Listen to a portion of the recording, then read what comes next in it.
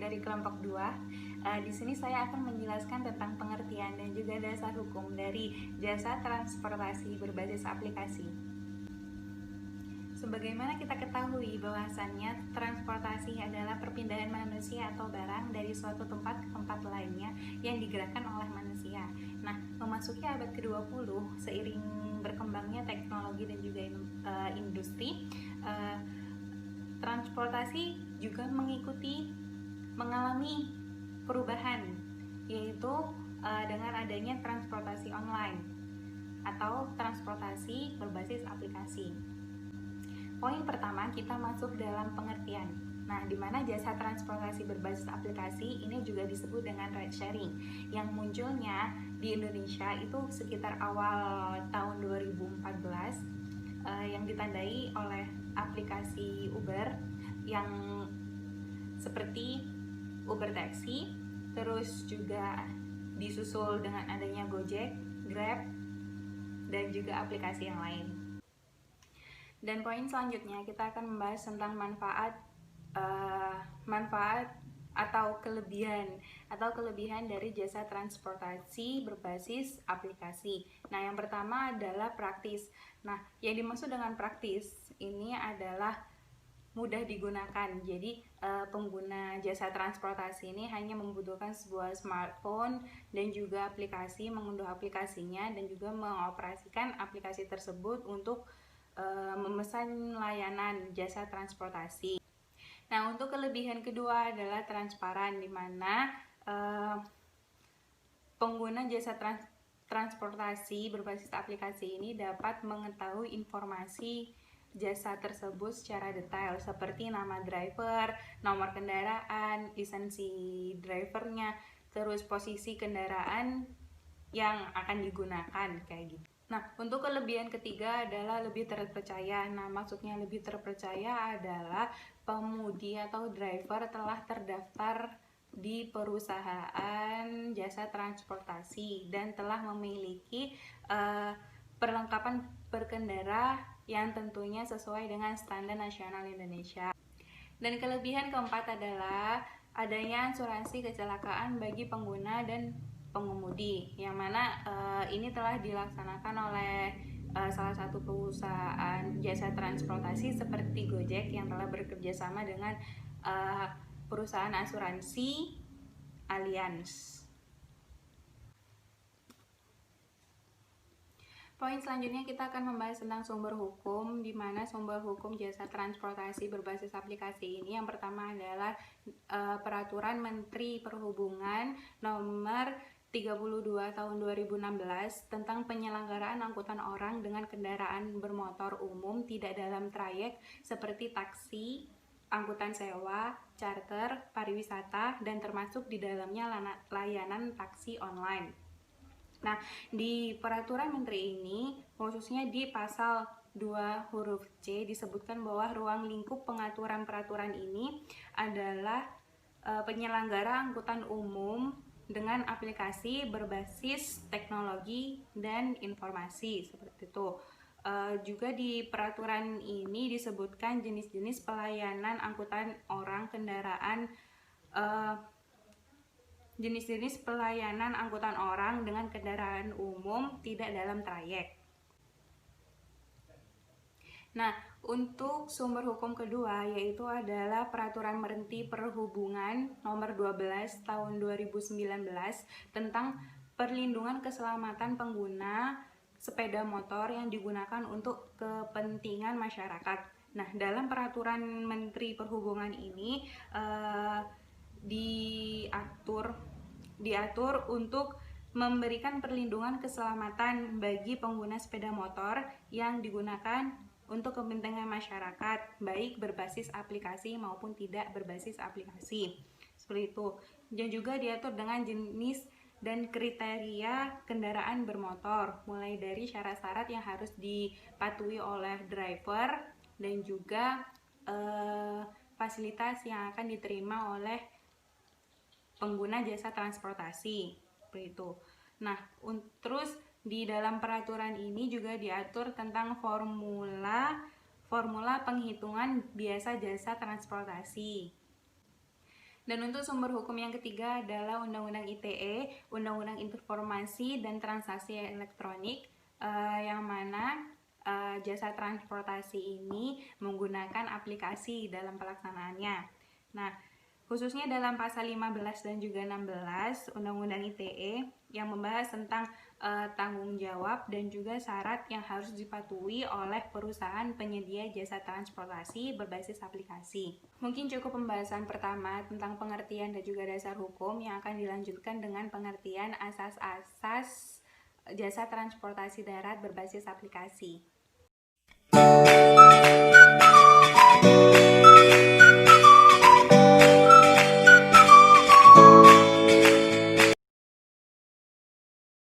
Assalamualaikum warahmatullahi wabarakatuh.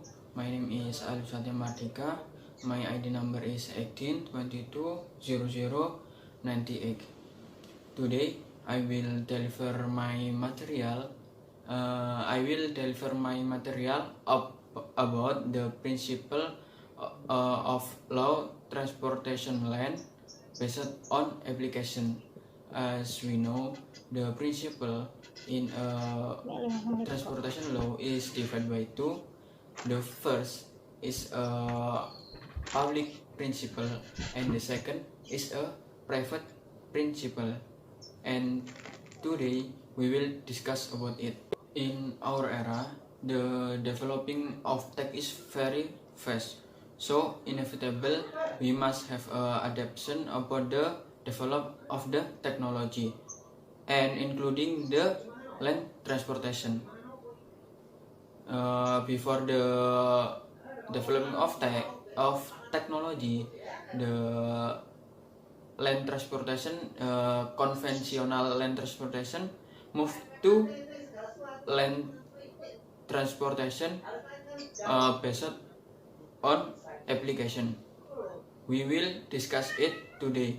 And because the shifting from conventional to based application, it makes a question. It's still land transportation based on application fulfillment the principle of transportation law. The answer is check this one.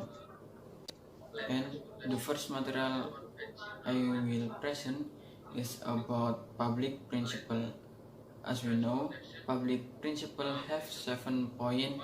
When the first is about customer safety first.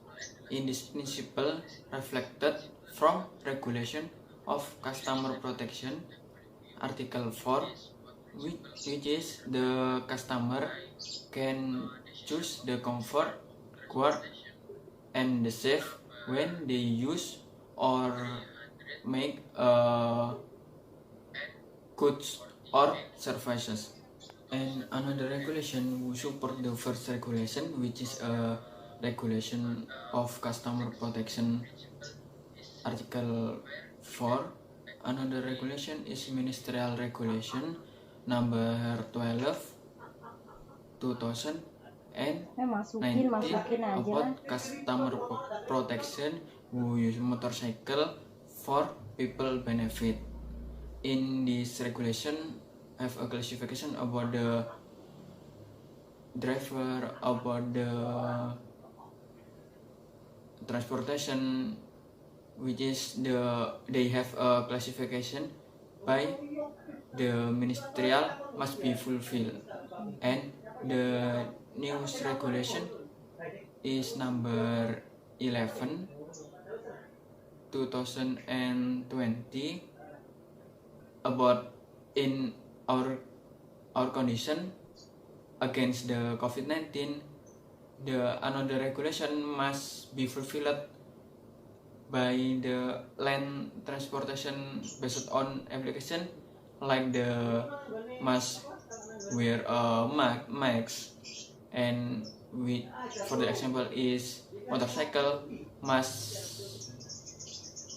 wearing a bulkhead as a distance between the driver and customer. And the next is the second and the third principle. The second principle is about awareness of law, and the third is about alignment. The second principle, awareness of law, it means the land transportation based on application have some fulfillment must be fulfilled according to Article 139 Regulation number 22 2009 says the application company must be a business entity, legal entity, and the third principle is about argument reflected by Ministry Regulation number 108 2017. The next principle is the fourth and the fifth. The fourth is a benefit and the fifth is a same effort and family. This both principle is reflected by article number 2 Permenhub number 108 2017, which is the benefit of land transportation based on application is realization of people transportation service, and from the five principle is to fulfillment the protect all nation and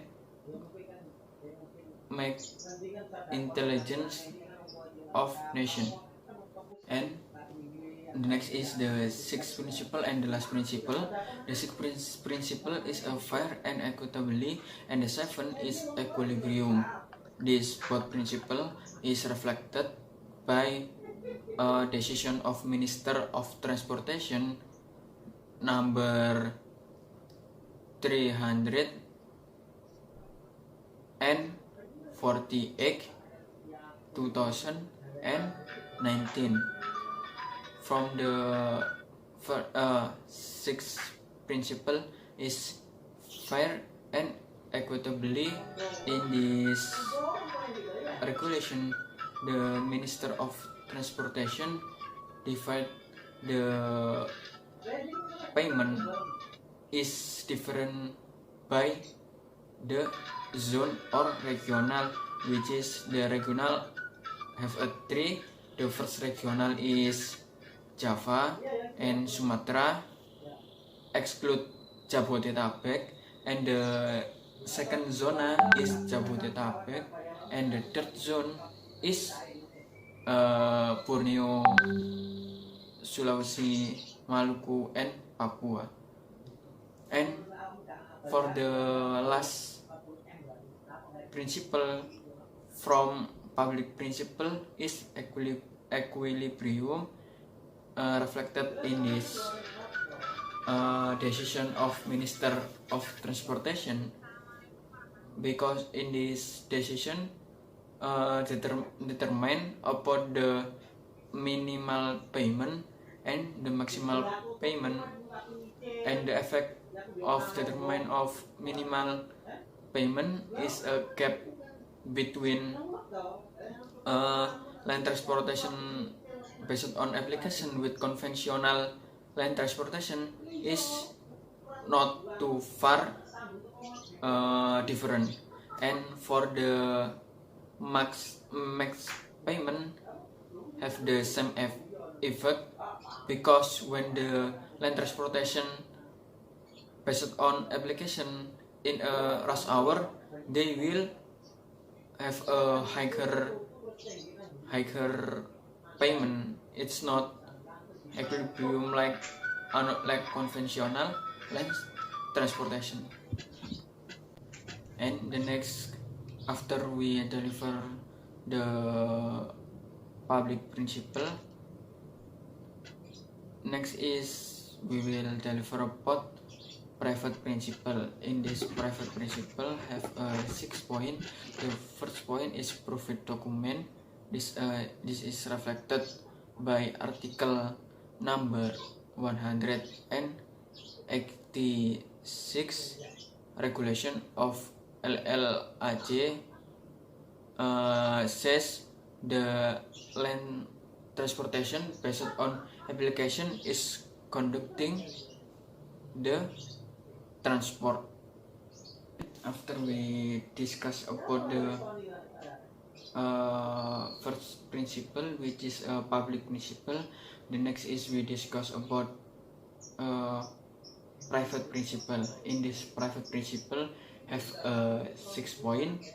The first is proof with document, and the second is pacta sunt servanda. And for the first principle is reflected by regulation number 186, regulation of LLAJ, says the land transportation based on application is conducting the transport. And the second is pacta sunt servanda. In this principle we can find in civil code about the agreement, and the article number 5 regulation of ATE says the existence about information, electronic information or electronic document can binding and recognizing as a valid evidence tool as a certainty action of law, which is the action of law. This is agreement between the driver and the consumer, or the driver and the company. And the next principle is consensual, or the approval of all involved. For the example, when the tradition use a verbal, and because this is the land transportation based on application, reflect from article number 2 decision of Minister of Transportation number 12 2019. This consensual is by application. The next principle is mix. In this principle is reflected from regulation number 22 2009, regulation LLAJ, article 173 until 193. And the last principle is retention. This principle is reflected by article 4 until 7, regulation of consumer protection, which is about a consumer and other. In this principle is content about right and obligation. For the example is customer with driver when they use a services or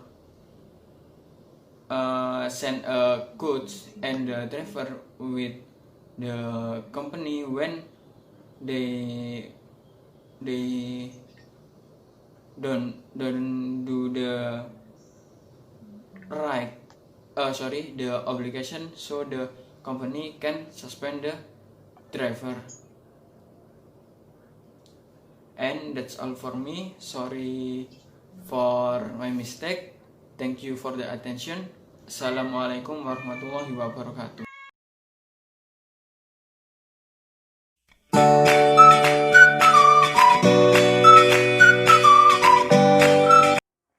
Halo teman-teman, Assalamualaikum warahmatullahi wabarakatuh. Nama saya Anissa Yanata Firdaus. Saya adalah salah satu mahasiswi UIN Maulana Malik Ibrahim Malang, jurusan Hukum Ekonomi Syariah. Kali ini saya akan membahas tentang subjek hukum atau pihak-pihak yang ada dalam transportasi darat berbasis online atau aplikasi. seperti yang kita tahu bahwa di zaman modern, yakni digitalisasi, kehidupan kita itu sangat lekat dan erat dengan yang namanya teknologi. Nah, karena kita akan membahas tentang pihak-pihak dalam transportasi darat berbasis online, nah kita harus tahu dulu siapa pihak-pihak yang ada di dalamnya. Pihak-pihak ini terdapat 3 pihak, yakni yang pertama adalah perusahaan yang bergerak di bidang transportasi online, ya, bergerak di bidang jasa transportasi online. Yang kedua adalah mitra dari perusahaan tersebut, yakni driver atau ya yang terkenal yakni driver Grab, Gojek dan lain sebagainya, ya. Driver atau penyedia jasa layanan dari perusahaan tersebut. Dan yang ketiga adalah konsumen atau pengguna jasa dari perusahaan atau driver tersebut. Perlu kita ketahui teman-teman bahwasannya hubungan antara perusahaan yang bergerak di bidang jasa transportasi berbasis online ini dengan driver selaku penyedia jasa layanan, ya, itu hubungannya equal, karena perusahaan dengan driver ini hubungannya adalah kemitraan, ya, bukan ketenagakerjaan. Jadi hal-hal yang menyangkut undang-undang ketenagakerjaan, ya, layaknya perusahaan dengan pegawai itu tidak mencangkup dalam transportasi darat berbasis online ini, ya. Jadi hubungannya adalah kemitraan. Nah, selanjutnya itu adalah landasan hukum, di mana di dalamnya itu memuat tentang subjek hukum dan pihak-pihak yang ada di hukum transportasi berbasis online ini, ya. Yang pertama adalah Undang-Undang Nomor 19 Tahun 2016 tentang informasi, ya, Undang-Undang Informasi dan Transaksi Elektronik, itu di pasal 1 angka 18 terkait pengirim dan pasal 1 angka 19 terkait penerima, yang mana di dalamnya itu menjelaskan tentang bahwasanya perusahaan elektronik ini selaku pengirim berkewajiban untuk memberikan atau membuat dokumen elektronik, dan penerima atau pengguna dari aplikasi online ini mendapatkan dokumen tersebut, ya, sebagai informasi dalam layanan pengangkutan, seperti itu. Yang kedua adalah dalam pasal 1792 BW, ya, di dalamnya itu menyebutkan bahwa bukan hubungan tapi PT, ya, perusahaan elektronik ini adalah selaku penerima secara tidak langsung, di mana perusahaan ini itu menghubungkan antara driver dengan pengguna, seperti itu, ya, dalam satu aplikasi online, seperti itu. Yang ketiga adalah pasal 1 angka 23 dan pasal 1 angka 25 Undang-Undang Lalu Lintas dan Angkutan Jalan, di mana di dalamnya itu memuat tentang driver dan pengguna, ya. Di mana di pasal 1 angka 23 itu menjelaskan bahwa driver selaku pengemudi, ya, pengemudi bermotor, ya. Jadi dia dipayungi oleh hukum Undang-Undang Lalu Lintas dan Angkutan Jalan, serta pengguna aplikasi ini sebagai penumpang, ya, pada pasal 1 angka 25, seperti itu. Lalu yang keempat adalah pasal 1320 BW, ya, tentang syarat-syarat sah suatu perikatan, ya. Di dalamnya itu memuat 4 hal, yakni 1 adalah kesepakatan yang mengikat antar para pihak. Yang kedua adalah kecakapan untuk membuat suatu perikatan. Yang ketiga adalah suatu persoalan, dan yang terakhir adalah sebab yang tidak dilarang atau yang tidak melanggar hukum, seperti itu, ya. Dimana dalam perjanjian ini, dalam suatu perikatan itu lahirlah hak dan kewajiban di antara para pihak, seperti itu. Lalu selanjutnya adalah hak dan kewajiban para pihak dalam transportasi darat berbasis online ya.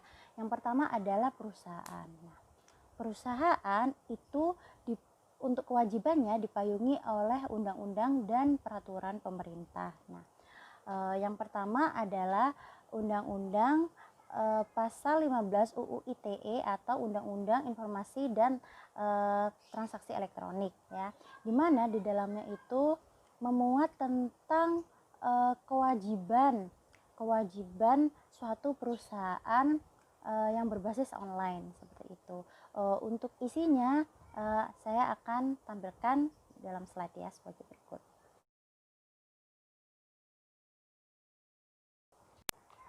Lalu dalam pasal 16 UU ITE itu memuat di dalamnya persyaratan minimum tentang mengolah usaha dalam penyedia layanan jasa berbasis online ya, yakni sebagai berikut.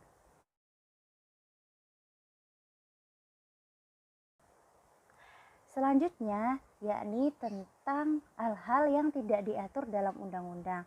Hal itu dimuat dalam peraturan pemerintah nomor 71 tahun 2019 tentang penyelenggaraan sistem dan transaksi elektronik, dan juga dalam peraturan pemerintah nomor 80 tahun 2019 tentang perdagangan melalui transaksi elektronik ya. Untuk jasa angkutan umum kendaraan bermotor ya, itu diatur dalam pasal 21, 22, 23 Peraturan Menteri nomor 32 tahun 2016 tentang penyelenggaraan angkutan orang dan kendaraan bermotor umum tidak dalam trayek ya. Untuk hak perusahaan sendiri itu jelas ia berhak mendapatkan keuntungan yang telah diperjanjikan seperti itu. Selanjutnya adalah hak dan kewajiban dari driver selaku penyedia jasa layanan ya. Di sini saya akan menunjukkan salah satu website dari perusahaan terkenal yakni Grab ya, di mana kita akan melihat tentang term and condition atau kode etik dari driver Grab, yakni sebagai berikut. Ini adalah website dari Grab ya, menyangkut tentang ikhtisar kode etik Grab. Setiap driver Grab setuju untuk mematuhi sepenuhnya dengan kode etik ini. Yang pertama, mematuhi semua hukum, peraturan, kebijakan, dan pedoman. Terdapat 6 poin. Yang kedua adalah profesional dan kualitas pelayanan. Terdapat 26 poin.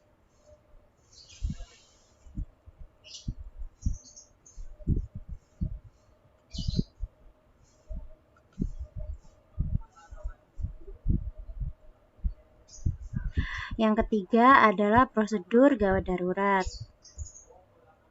Yang keempat, peningkatan dan pelatihan berkelanjutan. Terdapat 3 poin.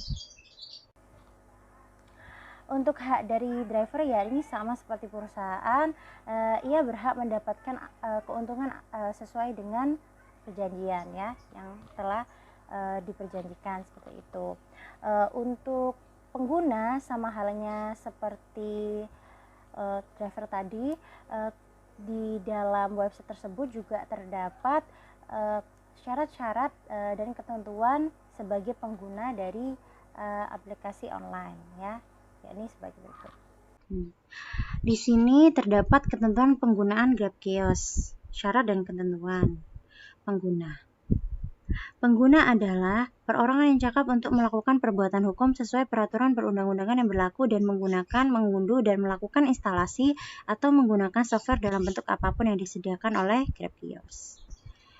Terdapat definisi di sini, lalu pernyataan dan jaminan. Ya, banyak di sini. Akun kepenggunaan, password, PIN, dan keamanan. Pembayaran, saldo OVO cash, transaksi pembelian, dan masih banyak lagi. Sama halnya dengan aplikasi online yang lain ya, di mana mereka mempunyai term and condition masing-masing seperti itu, dan hak dari pengguna itu jelas sama halnya dengan angkutan yang lain, mereka berhak mendapatkan pelayanan yang nyaman seperti itu dan selamat sampai tujuan, dan ya sudah ada di dalam website tersebut ya. Nah, demikian yang bisa saya sampaikan, kurang lebihnya saya mohon maaf yang sebesar-besarnya. Apabila ada yang salah mohon dikoreksi. Terima kasih atas partisipasinya. Assalamualaikum warahmatullahi wabarakatuh.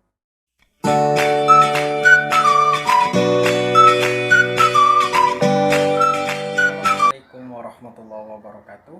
Perkenalkan, saya Muhammad Dio Adrian Mohari dari kelas ICP HBS akan menjelaskan dan melanjutkan penjelasan teman saya tentang yang pertama, perusahaan penunjang transportasi berbasis online, dan yang kedua adalah tanggung jawab transportasi berbasis online. Perkembangan teknologi menyebabkan dan berdampak pada perubahan tatanan transportasi di Indonesia, yang mana munculnya aplikasi-aplikasi online, munculnya transportasi online di Indonesia menyebabkan terjadinya beberapa permasalahan hukum. Di antaranya, yang mana salah satu perusahaan penunjang transportasi online, dalam hal ini Gojek, yang melakukan transportasi dengan menggunakan sepeda motor. Padahal ketika kita mengacu pada Undang-Undang Nomor 22 Tahun 2009 pada pasal 47 ayat 3 menjelaskan bahwasanya sepeda motor bukan termasuk kendaraan angkutan umum, melainkan kendaraan perseorangan. Hal inilah merupakan satu dari beberapa problem munculnya transportasi online di Indonesia yang menyebabkan terjadinya pro dan kontra. Namun hal itu bukan menjadi pembahasan inti materi pada kesempatan kali ini. Yang pertama, tentang perusahaan penunjang transportasi online. Seperti yang telah teman-teman ketahui bersama, bahwasanya perusahaan penunjang transportasi online di Indonesia, salah satunya ada yang kita ketahui Gojek, Uber, Grab Bike, Grab, dan sebagainya. Yang mana satu dengan yang lainnya, antara perusahaan penunjang satu sama lainnya memiliki perbedaan yang tidak terlalu signifikan. Nah, melanjutkan penjelasan yang tadi, hal inilah yang kemudian membuat terjadinya pakumreh atau kekosongan hukum terhadap pengaturan sepeda motor sebagai salah satu alat pengangkutan transportasi.